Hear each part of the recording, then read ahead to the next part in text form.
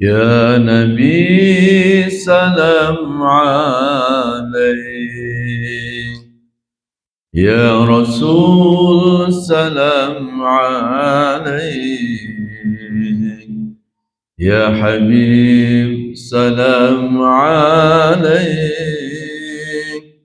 صلوات الله عليك. Sama-sama. Ya Nabi salam alaik, Ya Rasul salam alaik, Ya Habib salam alaik, salawatullahi alaik. Sallallahu ala Muhammad, sallallahu alaihi wasallam, sallallahu ala Muhammad, sallallahu alaihi wasallam, sallallahu ala Muhammad, sallallahu alaihi wasallam. Allahumma salli wa sallim wa barik alaihi.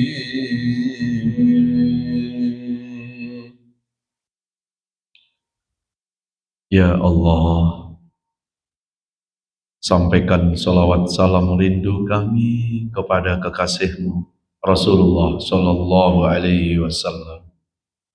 Ya Allah, sandingkan kami, sandingkan seluruh keluarga kami, sandingkan ayah dan ibu kami kelak di akhirat-Mu bisa bersanding dengan Rasulullah di dalam surga-Mu, bisa bersanding dengan orang-orang yang Engkau kasihi. Rabbana taqabbal mahabbatana ila rasulikal karim. Amin ya rabbal alamin. Assalamualaikum warahmatullahi wabarakatuh. Bismillahirrahmanirrahim. Alhamdulillahi rabbil alamin. Allahumma salli ala nabiyyina Muhammadin wa ala alihi wa ashabihi ajma'in. Rabbi zidna ilma wa alhiqna bis-solihin wa tawaffana muslimin. Amin ya rabbal alamin. Bapak Ibu jamaah sekalian yang dirahmati Allah, alhamdulillah kita bersyukur kepada Allah karena berkat izin dan irodahnya kita masih diberikan nikmat sehat, nikmat panjang umur. Mudah-mudahan nikmat sehat dan panjang umur ini bisa kita manfaatkan untuk memperbaiki diri kita, memperbanyak ibadah, mendekatkan diri kepada Allah, agar kelak kita jadikan bekal ketika kita kembali kepadanya. Amin ya rabbal alamin. Salawat beserta salam sama-sama kita sampaikan kepada panutan abadi kita Rasulullah Muhammad sallallahu alaihi wasallam. Mudah-mudahan kita semua termasuk umat yang mencintai Nabi, dan semoga Nabi mencintai kita. Amin ya rabbal alamin. Baik Bapak Ibu jamaah sekalian, kajian kita hari ini adalah tadabbur Al-Quran, yaitu renungan-renungan di bawah naungan ayat-ayat suci Al-Quran. Kali ini kita mengangkat satu tema, ketika mulut dikunci, tangan bicara, dan kaki menjadi saksi. Ini tema saya ambil dari salah satu firman Allah yang ada dalam surat 36, yaitu surat Yasin ayat 65. Baik, saya akan bacakan terlebih dahulu. A'udzu billahi minasy syaithanir rajim. Bismillahirrahmanirrahim. Al-yawma nakhtimu ala afwahihim wa tukallimuna aydihim wa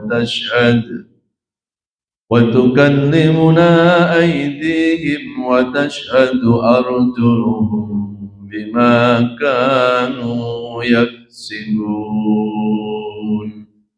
Sadaqallahul adzim.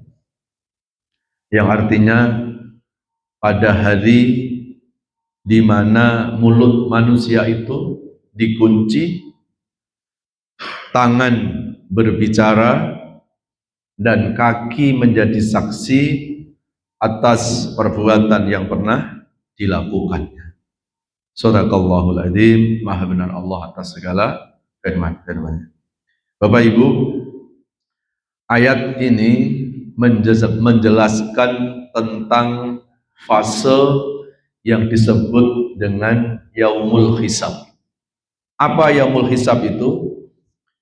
Yaumul hisab adalah fase kehidupan yang akan dilalui oleh manusia setelah fase sebelumnya. Karena perjalanan kehidupan manusia itu ada 11 fase. Hari ini kita baru masuk fase yang ketiga. Jadi masih panjang perjalanan kita. Fase pertama adalah fase alam ruh, di mana sebelum kita terlahir ke alam dunia, maka ruh kita atau nyawa kita itu diciptakan terlebih dahulu oleh Allah. Lalu kemudian masuk fase kedua yang disebut dengan alam rahim atau alam kandungan. Maka ruh itu dipertemukan dengan jasad kita ketika kita masih dalam kandungan usia 4 bulan. Ya, wanah faktu fihir ruh. Ya, aku tiupkan ruh kepada jasad manusia. Lalu setelah alam rahim 9 bulan lebih 10 hari kita di sana, masuklah fase ketiga yang disebut dengan fase kehidupan dunia. Dunia itu dari kata bahasa Arab yang berakar dari kata dana yudni, yang artinya sesuatu yang sangat singkat, sesuatu yang sangat dekat. Maka kenapa disebut alam dunia? Karena kehidupan dunia itu tak ada yang abadi. Atau disebut juga dunia dengan nama lain apa? Kehidupan fana.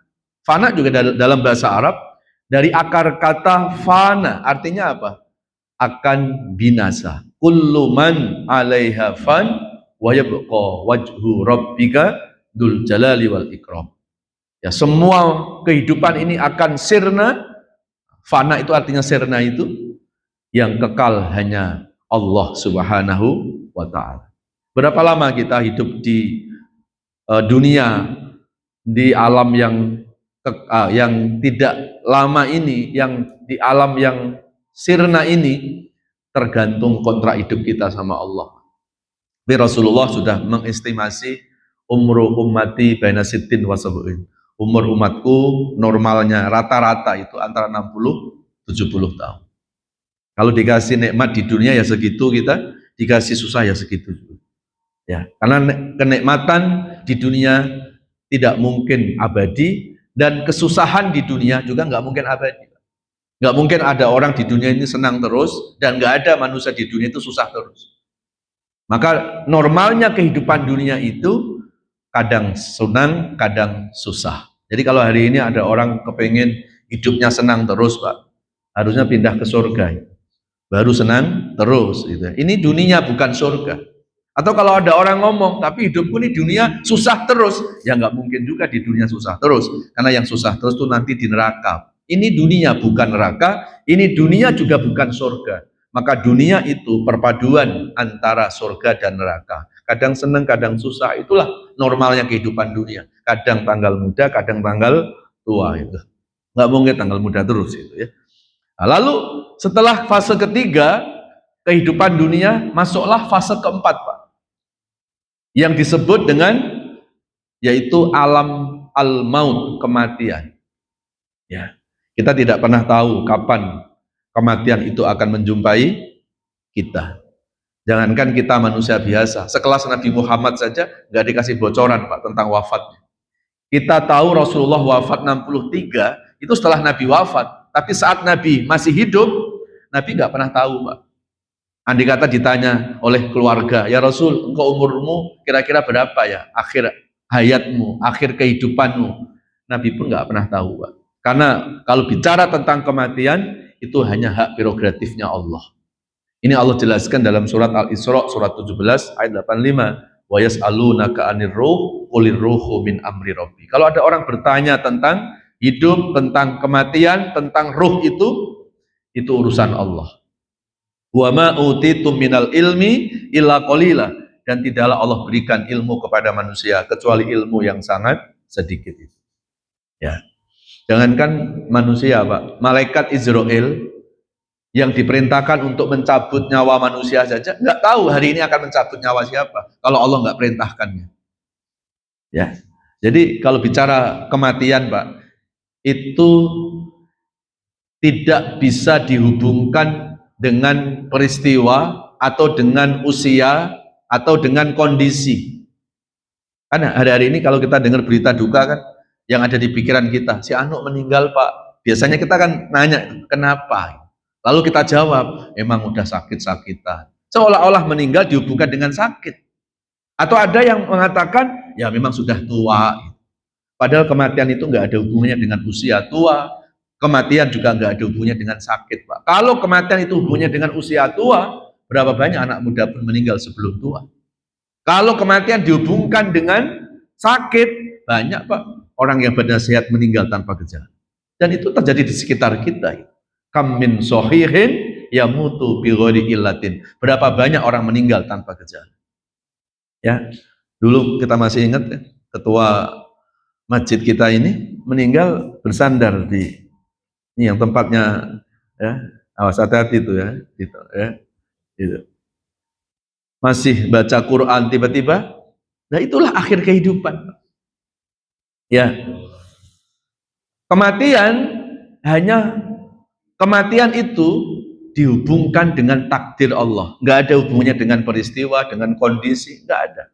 Kalau sudah Allah tetapkan ajal manusia, maka kematian itu bisa datang dengan tiba-tiba. Makanya kenapa Rasulullah mengingatkan kita supaya kita sering-sering ingat kematian. Tujuannya bukan untuk melemahkan, tapi supaya kita mempersiapkan pembekalan. Karena kematian bukan untuk ditakuti sesungguhnya, tapi kematian itu sepatutnya dipersiapkan.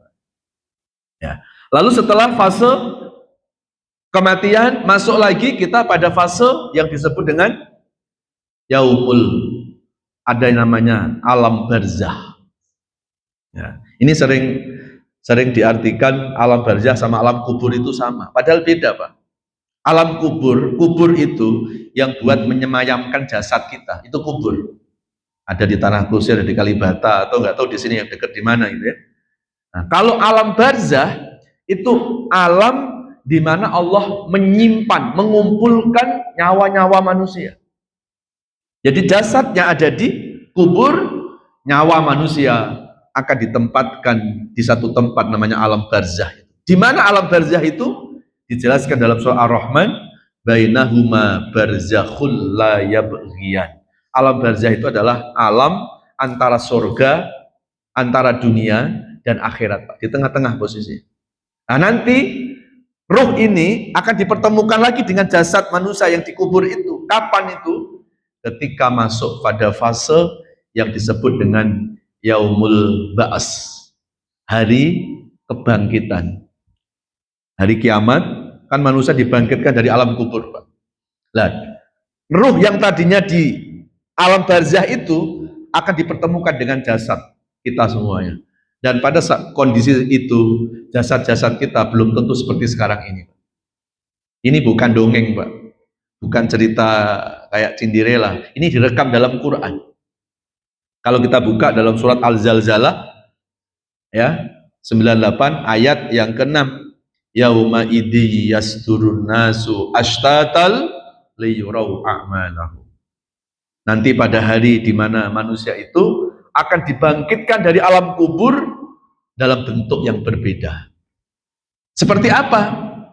Dikuatkan lagi, dijelaskan lagi. dalam surat Ali Imran, surat ketiga, ayat 106, 107, 108. Yauma tabyaddu wujuhun wa taswaddu wujuh. فأما الذين اسودت وجوههم أكفرتم بعد إيمانكم فذوقوا العذاب بما كنتم تكفرون وأما الذين ابيضت وجوههم ففي رحمة الله هم فيها خالدون. Itu surat Ali Imran, surat 3, 106, 107, 108.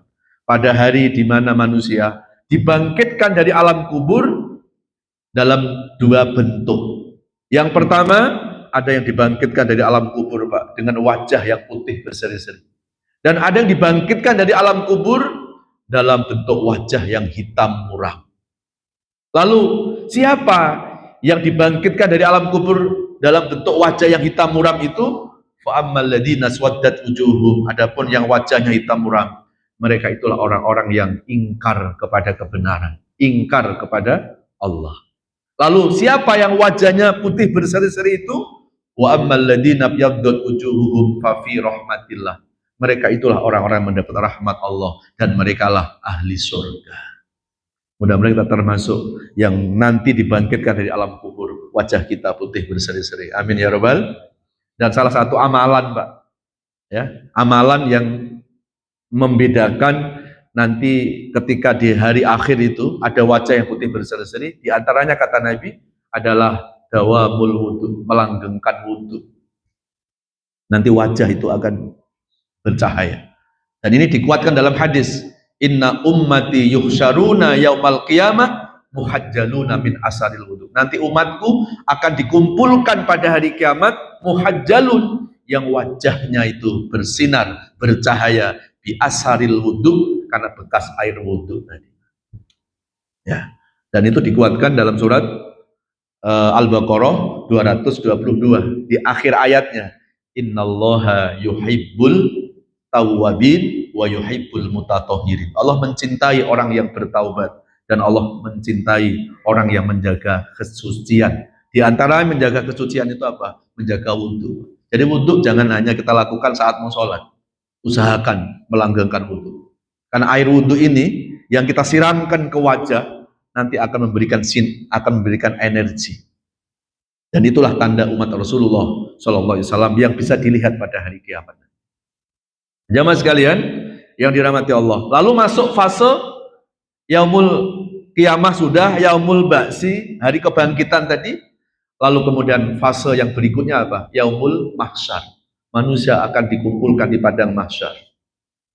Ya. Kemana mereka akan menuju? Ya, semua manusia akan menuju Allah. Karena kita minallah, pasti ilallah. Kita datang dari Allah dan semuanya kita akan kembali kepada Allah SWT. Setelah yaumul mahsyar, masuk lagi namanya fase yang disebut yaumul mizan. Apa yaumul mizan itu, Pak? Hari di mana amal-amal perbuatan kita ditimbang. Beratan mana kebaikan sama keburukan. Setelah yaumul mizan, masuk lagi yang disebut dengan fase yaumul hisab. Ini yang kita kaji nanti. Yaumul hisab, hari di mana kita itu dimintai pertanggungjawaban oleh Allah Subhanahu wa taala. Setelah yaumul hisab, nanti ada yaumus syafa'ah, hari di mana kita akan mendapat pertolongan baik dari amal-amal kebaikan kita atau dari syafaat Nabi Muhammad SAW. Setelah itu masuk pada fase yaumul jaza, hari pembalasan. Dan finishnya apa? Terakhir, apakah kita termasuk ahlul jannah atau min ahlin nar? Jadi masih ada berapa itu, Pak? Masih ada 8 fase perjalanan yang akan kita jalani nanti, Pak. Ini sekarang baru masuk fase ketiga. Masih panjang ya kehidupan yang akan kita lewati. Nah, hari ini kita akan membahas tentang yaumul hisab. Kita bahas dari surat Yasin tadi, ayat 65. Al-yauma nakhtimu ala afwahi. Pada hari di mana mulut manusia itu dikunci, tangan berbicara, kaki menjadi saksi atas apa yang dilakukannya. Jadi tidak ada hembusan nafas, tidak ada detak jantung yang lepas dari pertanggungjawaban kita di hadapan Allah. Summa latus aluna yauma idzin aninaim. Semua nikmat yang sudah Allah berikan kepada kita kelak akan dimintai pertanggungjawabannya. Nah, paling tidak ada 4 perkara yang akan dimintai pertanggungjawaban sama Allah. Kalau 4 perkara ini kita lulus, Pak, loloslah kita ke surga. Tapi kalau 4 perkara ini kita nggak lulus, maka kita terhalang untuk masuk surganya Allah Subhanahu wa taala. Yaumul hisab ini adalah hari penentuan. Ya, ibarat kalau di pengadilan itu, Pak, ini adalah apa, Pak? Proses apa? Proses vonis. Apakah bebas atau kena hukuman? Yaumul hisab itu penentuan. Maka ketika 4 perkara ini kita bisa melewati, kita bisa lulus, Pak, sudah loloslah kita ke surga. Tapi kalau enggak, ya terhalang kita. Nah, apa 4 perkara ini? Disebutkan dalam sebuah hadis, la yazalu qadma abdin hatta tus'ala an arba'in. Ini hadisnya, Pak. Tidak akan kaki manusia melangkah pada hari kiamat kecuali akan dimintai pertanggungjawaban oleh Allah 4 perkara. Apa 4 perkara itu? Yang pertama kata Nabi, an umrihi fima afnah. Kita akan ditanya tentang umur. Kita habiskan untuk apa umur itu? Ya. Wa man nu'ammirhu nunakkishu fil khalqi afala ya'qilun. Itu surat Yasin ayat 68. Barang siapa yang dipanjangkan usianya, Allah akan kurangi fisiknya. Maka bertambah usia harusnya menambah kebaikan-kebaikan kita. Fisik boleh berkurang kekuatannya, tapi amaliyah, amal perbuatan harus terus bertambah. Karena kualitas umur manusia itu bukan dilihat dari panjangnya, Pak. Panjang itu kan jumlah itu kuantitas. Allah nggak lihat kualitas, Allah nggak melihat kuantitas. Yang Allah lihat dari umur kita adalah kualitas. Dan kualitas umur itu bukan pada jumlah, tapi kualitas umur itu ada dalam kebaikan-kebaikan kita. Makanya Rasulullah kan mengajarkan satu doa kan, Pak? Apa yang diajarkan Rasulullah, Pak? Allahumma inni as'aluka hayatan thayyibah. Itu doa yang diajarkan Rasul kepada kita. Apa artinya? Inni as'aluka hayatan thayyibah. Ya Allah, aku minta kepadamu hayatan. Hayat artinya kehidupan, thayyibah, thayyib, yang penuh diwarnai dengan kebaikan.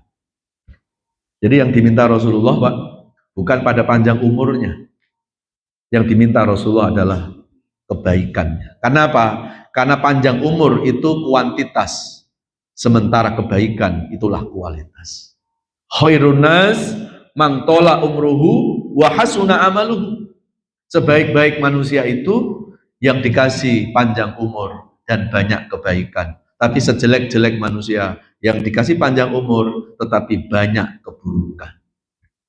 Jadi jangan kita ngerasa kalau dikasih panjang umur itu seolah-olah sebuah anugerah keberkahan. Ini kan banyak kita kadang merasa, alhamdulillah Allah tuh ngasih berkah loh sama aku. Kok tahu berkah gimana? Iya, sebayaku sudah pada meninggal, saya masih dikasih panjang umur. Jadi seolah-olah panjang umur itu adalah bentuk dari keberkahan. Padahal kalau panjang umur nggak nambah kebaikan, Pak.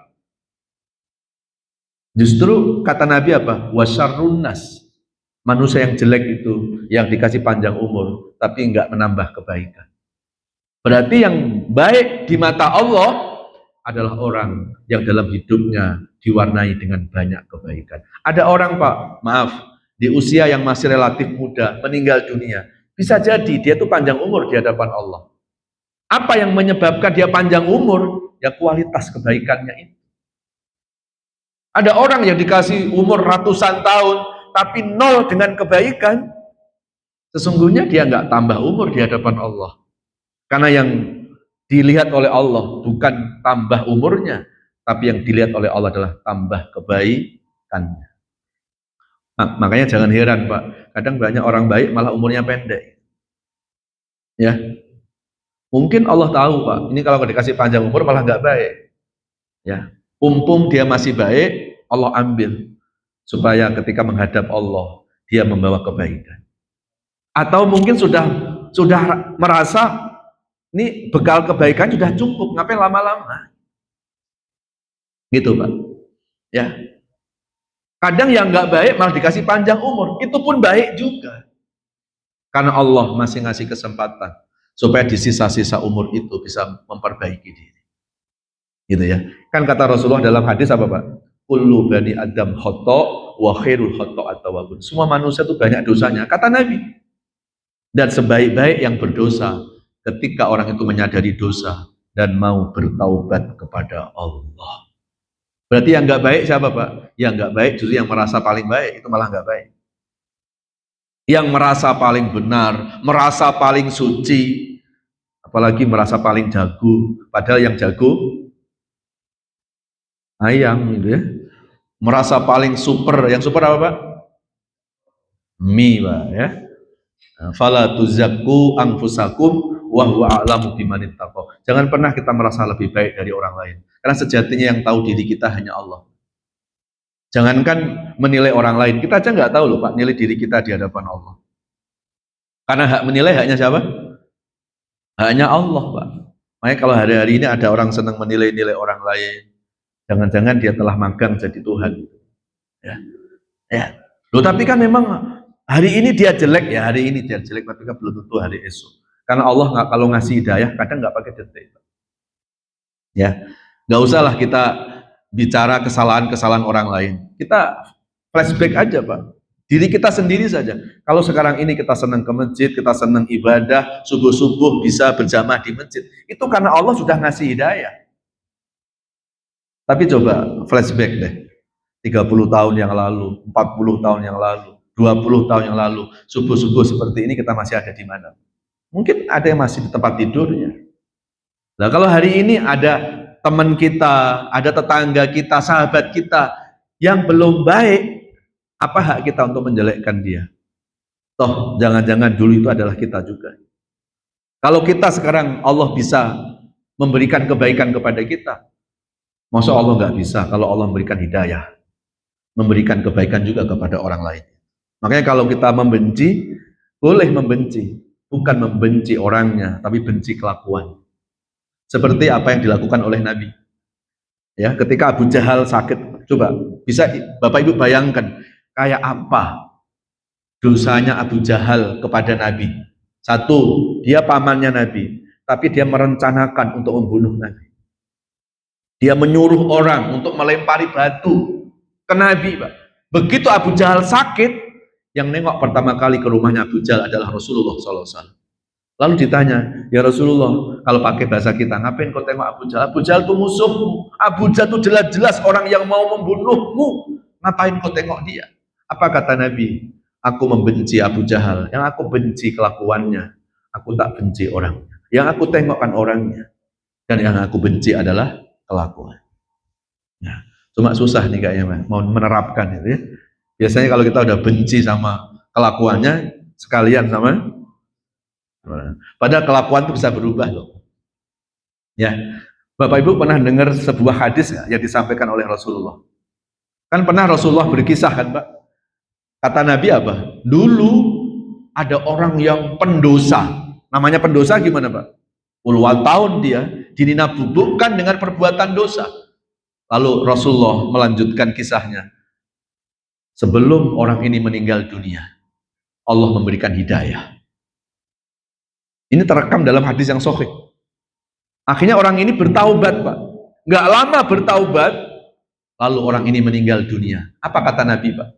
I'lamu anna rajulan mata min ahlil jannah. Ketahuilah orang yang baru meninggal ini termasuk ahli surga.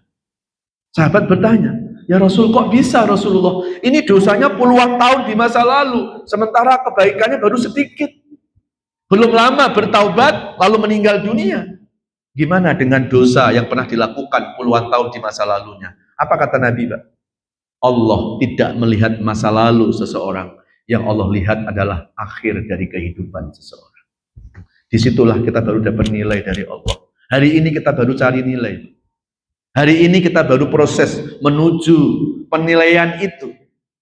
Hari ini kita baru proses menuju kebaikan. Apakah kita sudah jadi orang baik? Kita belum tahu, Pak. Karena kita belum tahu akhir kehidupan kita. Jamaah sekalian yang dirahmati Allah Subhanahu wa taala. Ya. Maka kembali ke tema kita, umur yang dikatakan berkah bukan dilihat dari panjangnya, tapi umur yang diwarnai dengan banyak kebaikan. Coba kita buka, Pak, ayatnya. Dalam surat Al-Baqarah, surat kedua, ayat 112. Al-Baqarah, surat kedua, 112. A'udzu billahi minasyaitonir rajim. Bismillahirrahmanirrahim. Bala man aslama wajhahu lillahi wa huwa muhsinun falahu ajruhu inda rabbih wala khaufun 'alaihim wala hum yahzanun. Shadaqallahul adzim. Itu Al-Baqarah ayat 112. Yang artinya tidak barang siapa yang hidupnya tunduk berserah diri kepada Allah, bukan tunduk pada hawa nafsunya, lalu diwarnai dengan perbuatan-perbuatan yang baik. Penekanannya di sini, Pak. Diwarnai hidupnya dengan apa? Berbuat yang baik, maka baginya akan mendapatkan pahala yang besar nanti di akhirat. Dan dalam kehidupan di dunianya, orang yang hidupnya selalu diwarnai dengan kebaikan, mereka tidak akan dihantui dengan ketakutan dan mereka tidak akan larut dalam kesedihan. Ini jawabannya, Pak. Kenapa hidup ini disuruh mewarnai dengan kehidupan yang apa? Dengan kebaikan. Karena kebaikan itu berbanding lurus dengan kebahagiaan. Maka kalau umur kita mau mendapatkan keberkahan, Pak, maka umur ini harus terus diwarnai dengan kebaikan. Kalau kita nggak bisa berbuat baik, paling tidak jangan menyakiti orang. Ini kadang orang sudah nggak bisa berbuat baik, gitu, masih nyusahin orang, nyempitin hidupnya orang. Ya. Jangankan menyakiti manusia, Pak. Bapak Ibu pernah baca di hadis nggak? Pernah Nabi katakan ada seorang wanita ahli ibadah terhalang nggak bisa masuk surga. Gara-gara apa, Pak? Karena dulu waktu hidupnya pernah mendolimi kucing yang ada di rumah. Itu ada dalam hadis sahihnya. Nyakiti hewan saja nggak bisa masuk surga. Gimana kalau kita nyakiti sesama manusia? Gitu ya. Nah, jamaah sekalian yang dirahmati Allah. Lalu yang kedua, ada 4 perkara yang akan ditanya oleh Allah nanti di akhirat. Pertama, umur kita tadi. Lalu yang kedua apa? An ilmihi fima ya'mal. Allah akan bertanya tentang ilmu, Pak. Kita kan diberikan ilmu, diberikan pemahaman-pemahaman tentang agama. Kira-kira ilmu ini bisa nggak membawa perbaikan diri kita? Nanti akan ditanya sama Allah. Apakah ilmu hanya sekedar dijadikan pengalaman atau pengamalan? Diamalkan. Ya. Maka nilai dari ilmu kita, Pak, bukan dilihat dari berapa tingginya gelar akademisi kita. Nilai dari ilmu kita bukan dilihat berapa banyak buku yang kita baca dalam setiap harinya.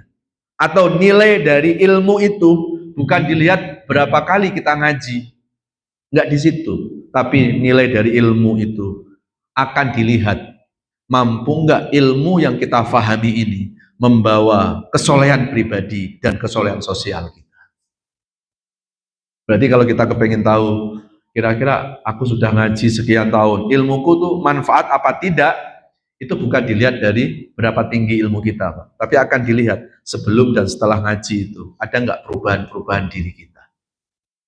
Contoh, ada orang sebelum ngaji masih senang berbohong. Harusnya, Pak, kalau ilmu itu manfaat, setelah ngaji dia berubah. Gitu. Jadi indikator kalau kita kepengen tahu apakah ilmuku itu memberi manfaat atau tidak, nggak perlu orang lain yang ditanya. Lihat aja sebelum dan setelah itu. Sebelum ngaji sama setelah ngaji, ada nggak perbaikan-perbaikan diri kita? Namanya sebelum ngaji masih seneng ngerumpi, setelah ngaji malah tambah baik ya. Berarti apa? Itu indikator bahwa ilmu yang sudah dipahami itu ilmu yang manfaat. Tapi kalau ngaji sama nggak ngaji nggak ada perubahan, ya berarti ilmu yang Allah berikan kepada kita itu belum termasuk ilmu yang manfaat, gitu ya. Lalu yang ketiga, kita akan dimintai pertanggungjawaban oleh Allah. Yang ketiga apa? An malihi, ay mimmak tasabahu wa mimma anfaqahu. Kita akan diminta pertanggungjawaban tentang harta benda kita. Dari mana diperoleh, dan setelah sudah diperoleh, dikemanakan harta. Jadi pertanyaan harta ini Pak, beda dengan pertanyaan umur, beda dengan pertanyaan ilmu Pak. Kalau umur, ilmu cuma satu pertanyaan. Hei manusia, saya kasih umur, kau gunakan untuk apa umur itu? Cuma satu.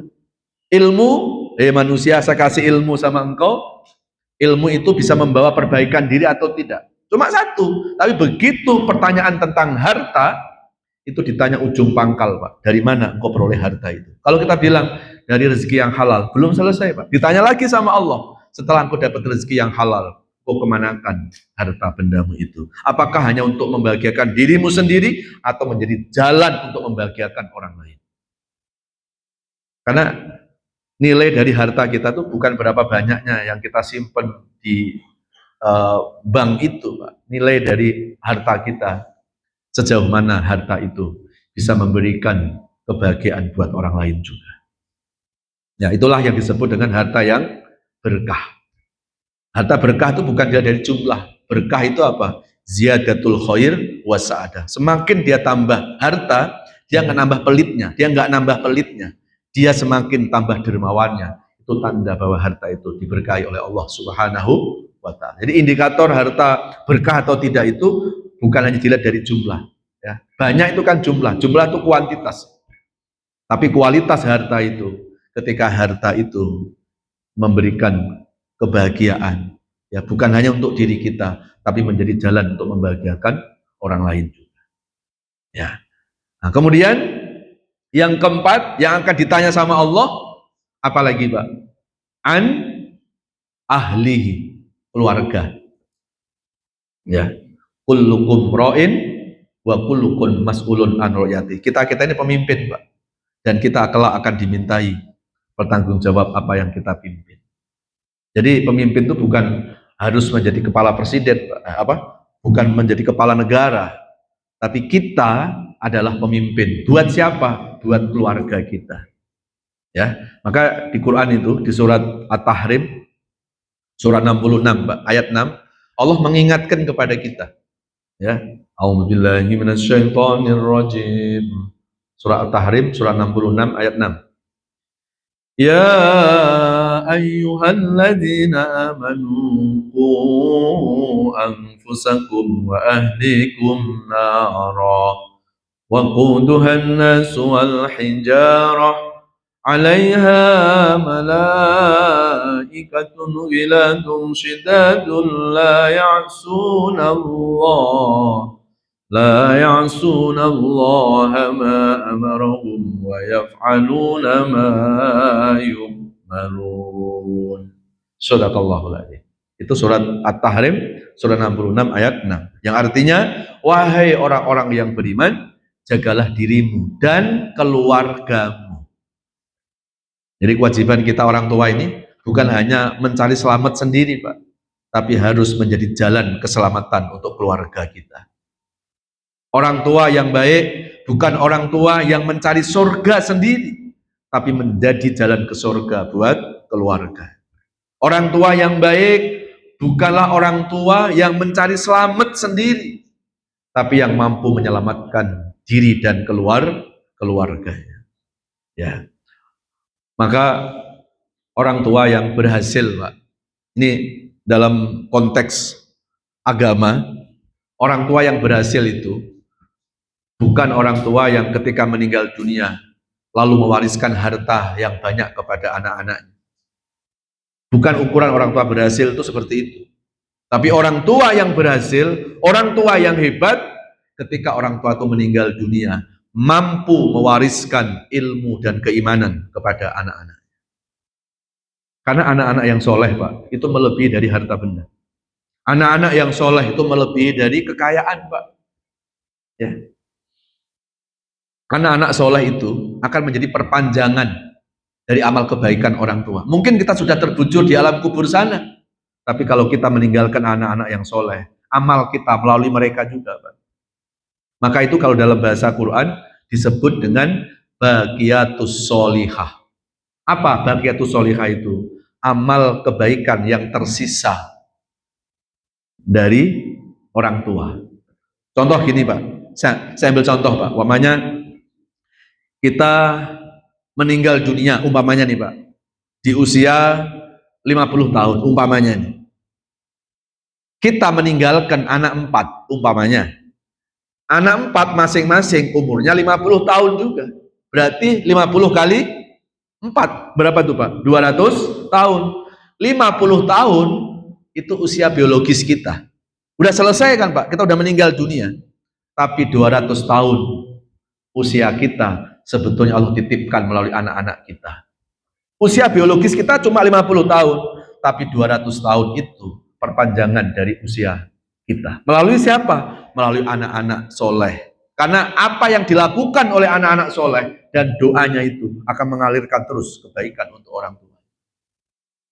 Makanya kenapa Bapak Ibu, kalau kita buka di Quran, ada nggak nabi-nabi yang direkam, yang berdoa, minta jabatan? Pasti nggak ada. Minta kekayaan? Pasti nggak ada. Tapi coba cari nabi yang minta anak dalam Quran, ada nggak? Ada. Nabi Ibrahim direkam ketika minta anak. Nabi Zakaria direkam juga ketika minta anak.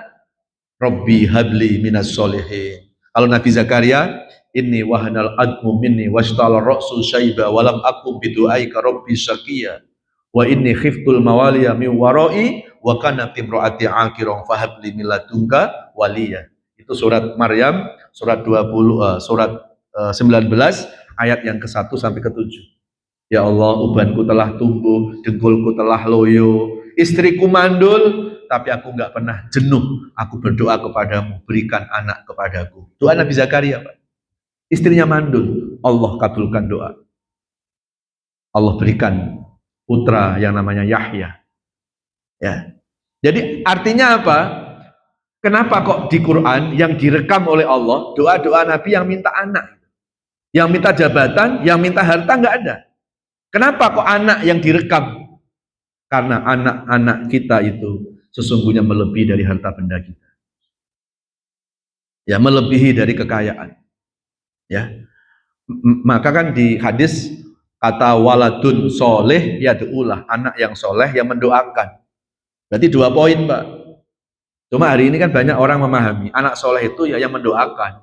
Pada anak soleh itu ya perilakunya soleh. Bagaimana anak bisa mendoakan menyelamatkan orang tua kalau dia nggak bisa menyelamatkan dirinya sendiri? Maka setiap amal soleh sesungguhnya itu sampai kepada orang tua. Gitu ya. Nih hari ini, Pak, kita ini ngaji, Pak, di masjid ini. Ini orang tua kita tersenyum di alam kubur sana. Karena yang sampai itu bukan hanya doa, tapi yang sampai adalah waladun soleh, anak yang berperilaku soleh. Maka kalau hari ini kita sayang sama orang tua, ya berperilaku soleh itulah. Karena itulah yang akan diterima oleh orang tua kita. Apalagi sudah soleh, mendoakan juga. Masya Allah, itu. Ya, jadi yang keempat, yang akan ditanya sama Allah adalah anak-anak keluarga kita. Maka ada orang tua masuk surga gara-gara anak, tapi juga ada orang tua masuk neraka gara-gara anak tadi. Jadi artinya apa? Orang tua nggak cukup hanya menyelamatkan dirinya sendiri. Kalau hari ini kita sudah sholat subuh, Pak, pastikan yang di rumah sudah sholat. Nah, kalau kita sudah mendidik anak, sudah menyuruh anak yang supaya anak itu baik, sudah, Pak Ustadz.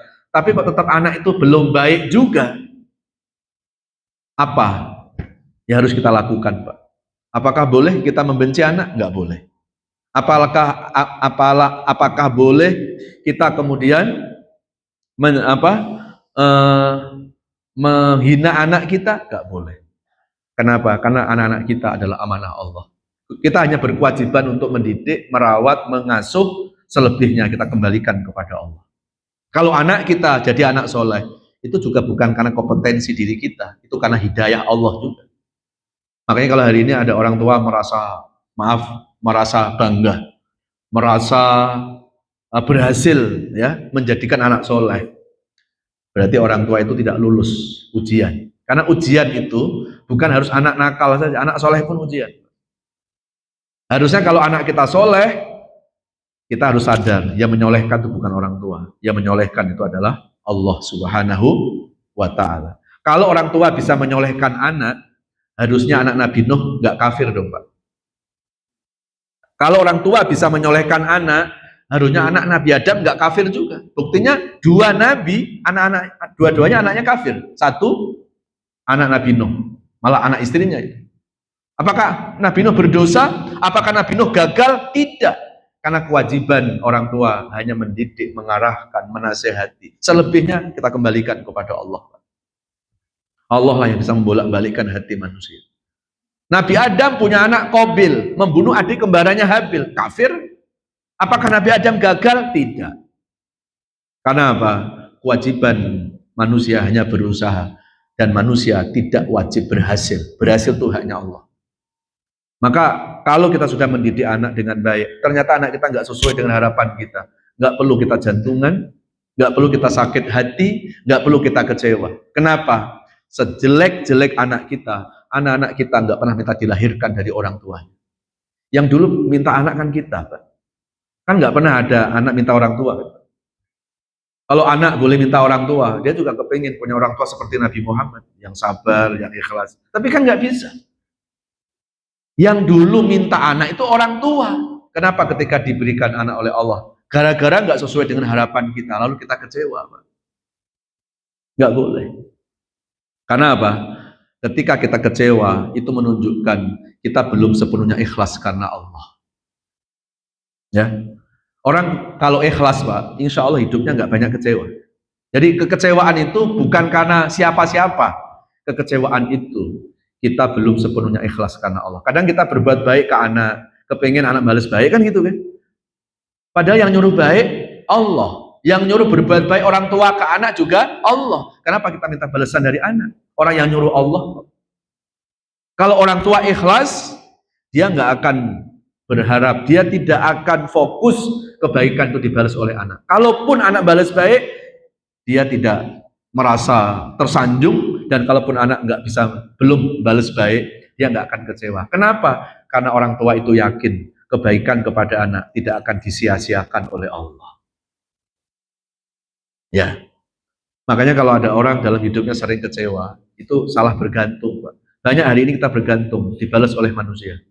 Padahal kalau kita berbuat baik, harusnya kan bergantung, dibalas oleh Allah. Kalau kita minta dibalas oleh Allah, yakin Pak, kita nggak akan pernah kecewa. Karena Allah nggak mengecewakan kita. Tapi kalau hidup ini banyak bergantung kepada manusia, endingnya kita kecewa. Termasuk orang tua berbuat baik ke anak, tujuannya biar anakku balas baik. Lah kalau nggak balas baik gimana? Kecewa. Ketika orang tua kecewa, yang disalahin anaknya. Padahal kekecewaan itu bukan karena anak. Kekecewaan itu karena orang tua berbuat baik, belum sepenuhnya ikhlas karena Allah Subhanahu wa Ta'ala. Belajarlah dari Nabi Nuh. Nabi Nuh itu dikhianati oleh anak istrinya. Tapi Nabi Nuh nggak pernah kecewa. Bahkan ketika terjadi banjir bandang, Nabi Nuh itu buat perahu kan Pak. Itu sudah terjadi banjir Pak. Rumah udah mau tenggelam. Perahu Nabi Nuh menurut riwayat itu nggak cepet-cepet pergi dari rumah itu. Masih muter-muter di rumah itu. Kenapa? Karena Nabi Nuh melihat ada dua keluarga yang masih ada di rumah itu. Pada anak istrinya berkhianat. Nabi Nuh nggak pernah kecewa. Kenapa? Karena Nabi Nuh berbuat baik pada keluarga. Karena Allah. Bukan karena kepingin dibalas oleh keluarga. Ya, mudah-mudahan ya apa yang saya sampaikan hari ini menjadi pencerahan buat kita, dan mudah-mudahan surat Yasin apa tadi ayat 36 tadi mudah-mudahan bisa menjadi perenungan-perenungan buat kita, karena ini ayat nih Pak yang menjadikan seorang Krisye, almarhum Krisye Pak, beliau menjadi mu'alaf ya. Ini kan dibuat lagu oleh Taufik Ismail Lalu syairnya diberikan sama Krisa. Menurut Krisa almarhum Pak, dan istrinya yang masih hidup itu biasanya beliau kalau teks vokal itu sekali langsung jadi. Tapi itu sampai 3 hari Pak. Karena ketika dia mengucapkan syair-syair itu, ya mulutnya tiba-tiba kayak keluh sampai perlu 3 hari. Dan ternyata itu isyarat beliau mendapat hidayah dari Al-Quran itu. Ya, kan ada lagunya yang sangat fenomenal kan? Apa syairnya ya? La, mulut dikunci, la. Nah, saya nggak bisa nyanyi masalahnya juga. Ada yang bisa nyanyi? Yang lagu Krisa itu? Ya, akan, akan, akan, akan tiba suatu masa mulut dikunci gitu. Syairnya itu dari Quran. Kalau Krisa yang menyanyikan syair yang diambil dari Quran, 1 ayat 65 ini Pak, dia bisa masuk Islam. Masuk yang sudah Islam, tidak semakin kuat Islam. Ya, nah, mudah-mudahan ayat ini menjadi penguat Islam kita, menjadi penguat iman kita. Amin ya Rabbal. Mari kita tutup dengan doa. Mudah-mudahan doa-doa kita diijabah oleh Allah Subhanahu wa taala. A'udzubillahi minasyaitonirrajim. Bismillahirrahmanirrahim. Alhamdulillahirabbil alamin. Allahumma shalli ala Muhammad wa ala alihi wa sahbihi wa barik wa sallim ajmain. Ya Allah, ya Rahman, ya Allah, ya Rahim, ya Mujibas Sa'in. Ya Allah, kami bersyukur kepadamu ya Allah. Engkau masih memberikan kesempatan kepada kami untuk menikmati indahnya kehidupan dunia ini. Ya Allah, berikan keikhlasan dan kesabaran dalam menjalani sisa-sisa hidup ini ya Allah. Bila hidup ini ke depan menjadi kebaikan-kebaikan, mohon ya Allah, berkahi hidup kami. Sehatkan jasmani rohani kami. Angkat seluruh penyakit-penyakit kami, baik penyakit fisik maupun penyakit hati yang kadang susah diobati. Ya Allah, dari mulai hari ini sampai Engkau mencabut nyawa kami, tetapkan iman dan Islam kami ya Allah, sehingga hanya nama-Mu yang kami sebut ketika kami menghembuskan nafas terakhir kali. Ya Allah, sebelum ajal menjemput kami, izinkan kepada kami untuk bertaubat kepadamu. Ya Allah, kami bukan orang yang suci dari dosa. Kami bukan orang yang suci dari kesalahan. Ampuni dosa-dosa kami, ya Allah. Jangan Kau balas dosa-dosa kami dengan kemurkaan-Mu, ya Allah. Jangan Kau balas dosa-dosa kami dengan musibah-musibah yang selalu menghampiri hidup kami. Wassallallahu ala nabiyyina Muhammadin wa ala alihi wa sahbihi wasallam. Walhamdulillahi rabbil alamin. Subhanakallahumma wa bihamdika asyhadu an la ilaha illa anta astaghfiruka wa atubu ilaik. Mohon maaf lahir batin. Wassalamualaikum warahmatullahi wabarakatuh.